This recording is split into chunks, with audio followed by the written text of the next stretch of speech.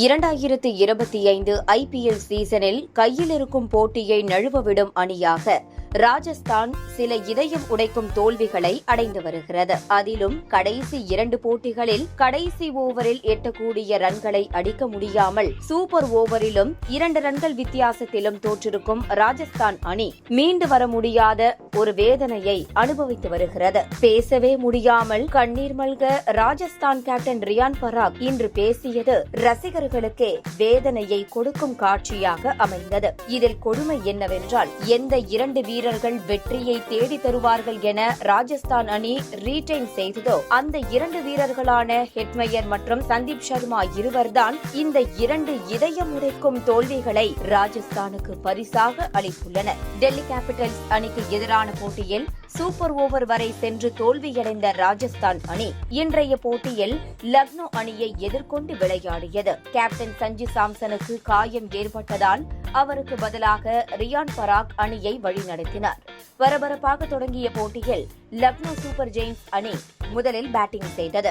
அபாரமான பந்து வீச்சை வெளிப்படுத்திய ராஜஸ்தான் பவுலர்கள் லக்னோ அணியின் அச்சுறுத்தும் வீரர்களான மிச்சல் மார்ஸ் மற்றும் நிக்கோலஸ் பூரன் இருவரையும் 4 ரன்கள் மற்றும் 11 ரன்களில் வெளியேற்றி அசத்தினர். கூடுதலாக கேப்டன் ரிஷப் பண்டும் 3 ரன்னுக்கு நடையை கட்ட விரைவாகவே 3 விக்கெட்டுகளை இழந்த லக்னோ அணி தடுமாறியது.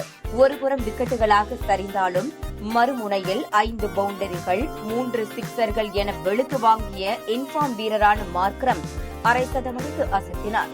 உடன் இம்பாக்ட் வீரரான ஆயுஷ் பதோனியும் 5 பவுண்டரிகள் 1 சிக்சர் என விளாசி அரை சதமடிக்க 19 ஓவரில் 153 ரன்களை எட்டியது லக்னோ அணி. கடைசி ஓவரில் மிஞ்சி போனால் 13 ரன்கள் வரும், 167 ரன்களுக்கு மேல் தாண்டாது என நினைத்த போது ஆட்டத்தையே தலைகீழாக திருப்பும் இறுதி ஓவரை வீசினார் சந்தீப் சர்மா.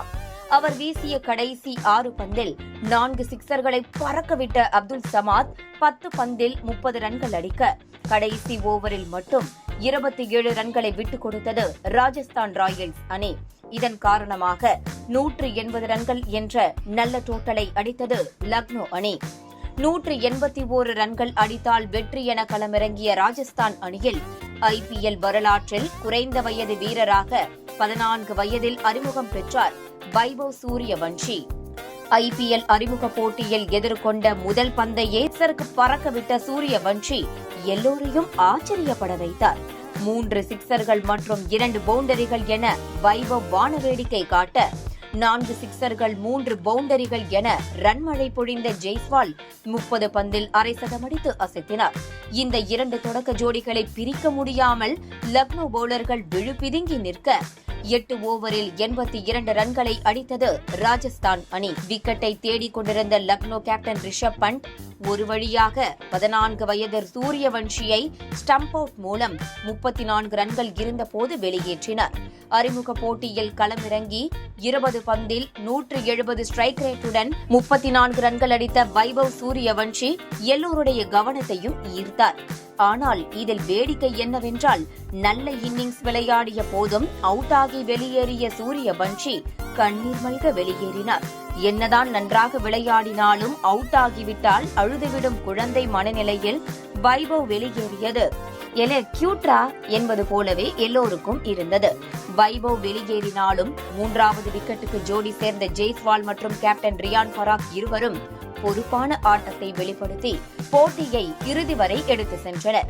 5 பவுண்டரிகள் 4 சிக்சர்களுடன் ஜெய்ஸ்வால் 74 ரன்கள் அடிக்க 26 பந்தில் 39 ரன்கள் அடித்த ரியான் பராக் மிரட்டிவிட்டார்.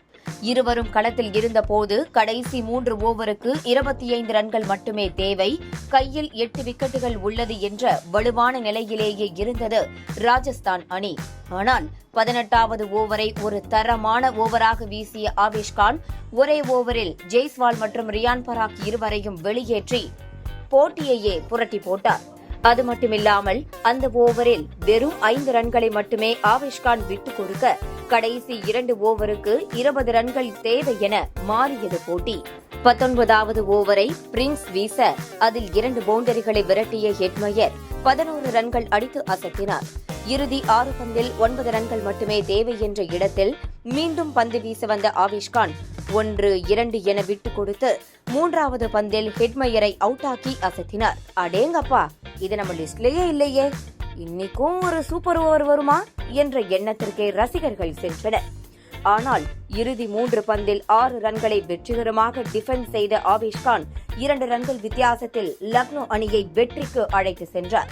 கடைசி ஓவரில் 9 ரன்களை அடிக்க முடியாமல் தொடர்ச்சியாக 2வது போட்டியில் இதயம் உடைக்கும் தோல்வியை சந்தித்தது ராஜஸ்தான் அணி. போட்டி முடிவில் பேசிய ராஜஸ்தான் கேப்டன் ரியான் பராக் கண்களில் கண்ணீர் ததும்பியவாறு, நான் கடைசி வரை நின்று போட்டியை முடித்திருக்க வேண்டும், வேறு என்ன சொல்வது என்று தெரியவில்லை என சோக முகத்துடன் பேசினார்.